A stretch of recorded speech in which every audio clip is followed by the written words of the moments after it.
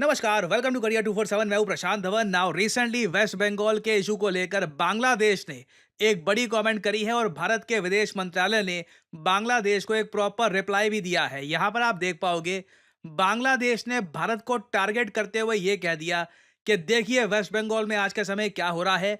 जो आपके देश की माइनॉरिटीज हैं ये खतरे में है, उनकी प्रोटेक्शन के लिए आप लोग कुछ करते क्यों नहीं है। और इंडिया ने भी यहाँ पर एक रिस्पांस दिया है, ये अभी हम डिस्कस करेंगे। बट थोड़ा सा मैं वैसे आपको बता दूं ये टॉपिक किस बारे में है। वेस्ट बंगाल में आपको पता होगा पिछले कुछ दिनों में वायलेंस हुआ था वक्फ एक्ट को लेकर। काफी जगह प्रोटेस्ट हुआ, वो प्रोटेस्ट वायलेंट प्रोटेस्ट में बदल गया काफी जगह।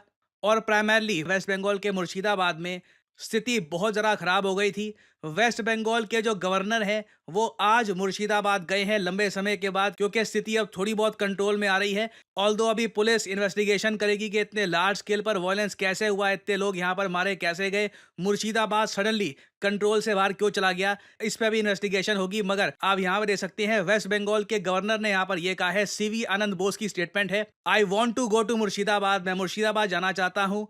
जो हुआ है वहां पर यह शॉकिंग है। ऐसे इंस्टेंसेस कभी होने नहीं चाहिए।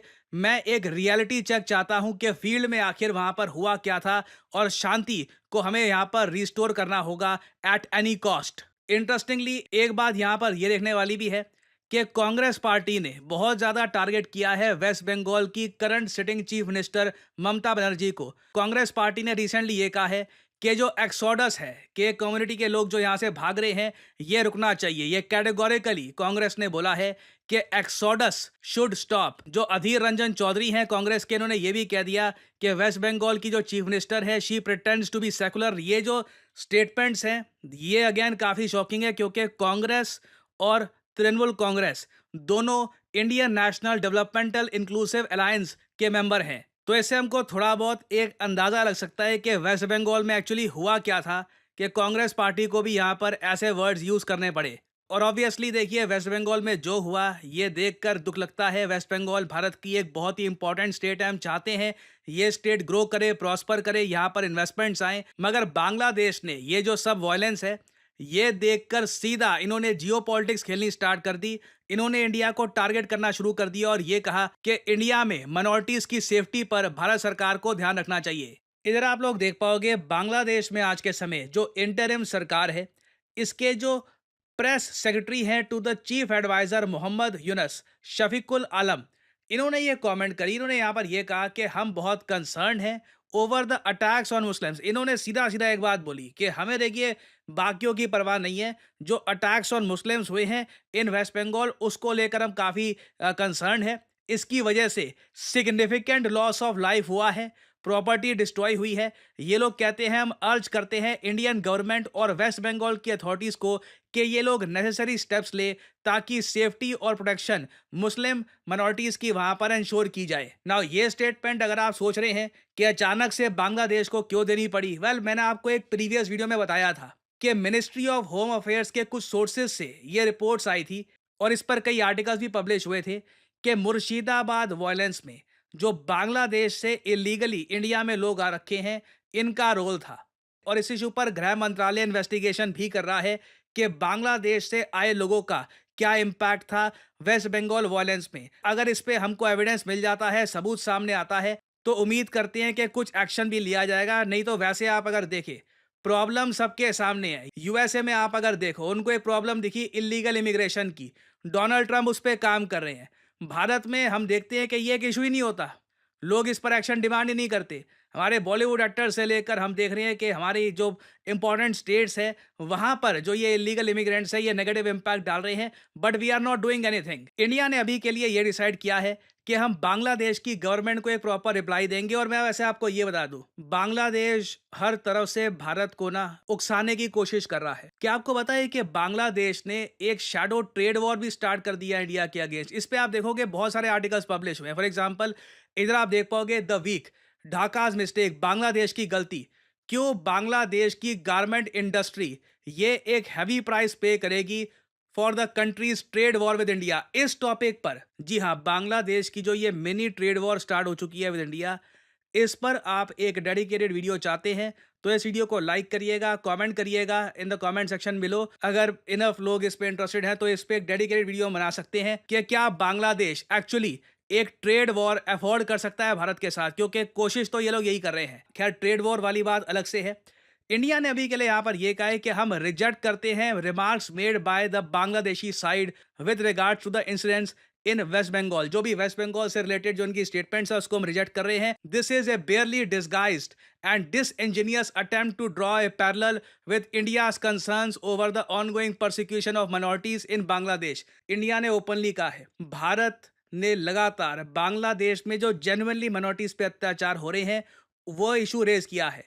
बांग्लादेश ने यहाँ पे ना जो ये वेस्ट बंगाल में हुआ है ये इशू रेज करके जो इंडिया की जेन्युइन कंसर्न है उसकी क्रेडिबिलिटी कम करने की कोशिश करी है, जो गलत बात है। आगे आप देख पाओगे ये लिखा है persecution of minorities in Bangladesh where the criminal perpetrators of such acts continue to roam free instead of making unwarranted comments and indulge in virtue signaling. Bangladesh would do better to focus on protecting the rights of its own minorities.